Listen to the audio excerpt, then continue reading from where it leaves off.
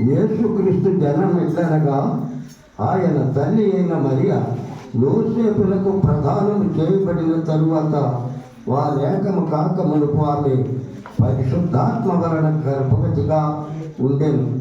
ఆమె భర్త అయిన యోసేపు నీతిమంతుడై ఉండి ఆమెను అవమానపరచనొల్లగా రహస్యముగా ఆమెను విడనాడని ఉద్దేశించాను. అతడు ఈ సంగతులను గూర్చి ఆలోచించుకొనుచుండగా ఇదిగో ప్రభుదూత స్వప్నమందు అతనికి ప్రత్యక్షమై, దావీదు కుమారుడైన యోసేపు, నీ భార్య అయిన మరియను చేర్చుకొనుటకు భయపడకుము.